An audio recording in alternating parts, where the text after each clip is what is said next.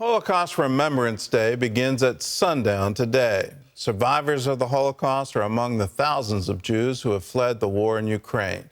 These Jewish refugees are hoping to make a new home in Israel. Chris Mitchell brings us their story.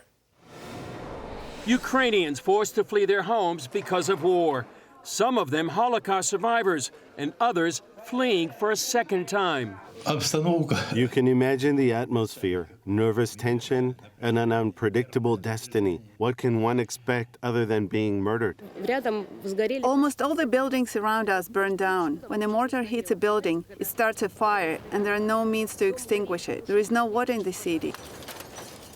While a nightmare for many fleeing Ukrainians, these Jewish refugees have a unique hope for the future. You heard in the borders, when the Jewish community waiting for people there, and there's buses, and they know where they're going to live, and they know that Israel is helping them to come. It's like, if already to be a refugee, it's better to be a Jewish refugee. The Israeli government and Jewish organizations are banding together to make it possible.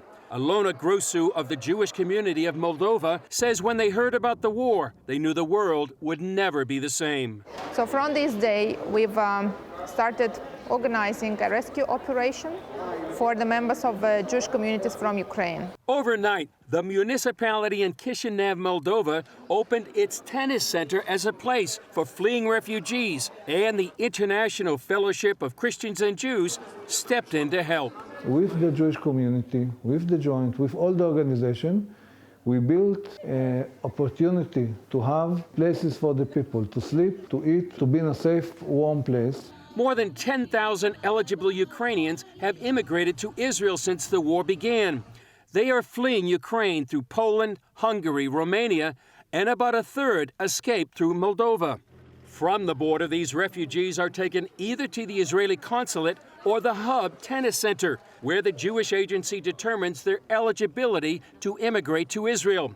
The Foreign Ministry provides them with papers, and the IFCJ books them on charter flights. That's where CBN News met Ludmila Polonova, her mother Tetiana, and 16-year-old son Andrei. It's a catastrophe. It was a miracle that we were able to leave Mariupol now. On March 12th, an aircraft bomb fell next to our house. All the windows, glass, window frames, and doors were shattered. It was impossible to stay in the apartment. Ludmila and her family lived in the basement for a week. We left thanks to my son. We found out that in the 9th-story building next door, there was a phone reception on the 9th floor. My son remembered that his classmate lived in the neighboring town of Mangush, and her father owned a minibus. My son ran to the 9th floor, called her, and her father took us out the very next day. It wasn't the first time this family had to escape. They fled the Donetsk region in 2014. This time, they have a different outlook. We expect some kind of well-being, a peaceful life. I want a future for my son. I hope everything will go well in Israel. It's hard to move, of course. All my friends are in Ukraine. But at least there will be peace in Israel. I think Israel is our salvation, and I think everything will go well for us. Until their departure, refugees are housed at places like this guest house outside Chisinau. Holocaust survivor Zinovy Lakarev came here after he turned 86 on March 16th. I didn't have a birthday. There was bombing and shelling. That's why I was at home. 2 rocket explosions happened about 50 to 60 meters from our house. These were frightful explosions. Everything shook. The entire 9-story building was shaking. That's when I decided to leave. It brought back haunting memories. In September 1941, under bombing and shelling of the trains we were in, we left the city. We returned to Kharkiv in March of 1944. And 78 years later, with just a plastic bag in hand, Zinovy was on the run again. This time he has 2 daughters, 2 granddaughters, and a great-granddaughter waiting for him in Israel. I'm very happy that I'm finally going to leave this hell. But it's very unpleasant and heavy for me. When the hotels and guest houses were full, the Jewish community and volunteers opened this warehouse, where we met Vera Chimra. She also recalled her first time having to leave everything behind. My first evacuation took place 81 years ago in 1941.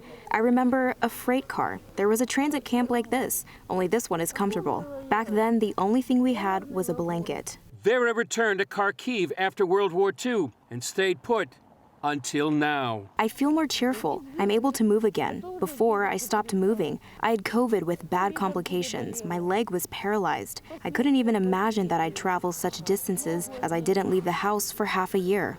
So far, the IFCJ has helped more than 2,200 refugees fly to Israel from Moldova since the war started. But it's not a regular aliyah. Benny Haddad says they usually have a chance to prepare new immigrants before they come. You're touching the people for 2 seconds. They're coming here, they want as much as faster to be there because they live as refugees here without anything.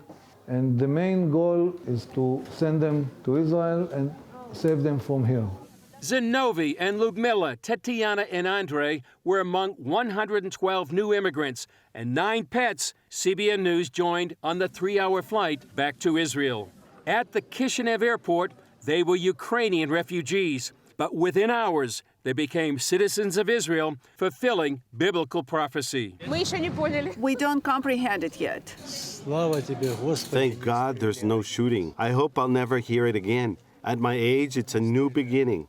At this age, people hang up their fiddle completely, but I decided to change everything from the start. That was the first day of their new adventure as Israelis.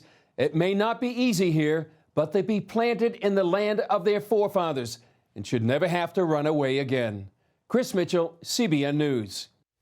Well, congratulations to the fellowship for that wonderful work, also to the Jewish Agency and to the Joint, the JDC, all of whom teaming together to provide the refugees, the Jewish refugees, a new home in Israel. But let me underline, this is just the beginning for them and the beginning of their need. Yes, they needed to be evacuated. They needed to be flown to Israel. But now in Israel, they've got to learn a new language. Many of them don't speak Hebrew. How do they find employment? How do they find housing? All of these things are needed. And this is just the beginning of a very long journey for them. So pray for the refugees. Pray for these wonderful agencies that are helping, whether it's the Fellowship or the Jewish Agency or the JDC. This is going to be a long road for them, but it's wonderful to see. And it's wonderful to see prophecy fulfilled.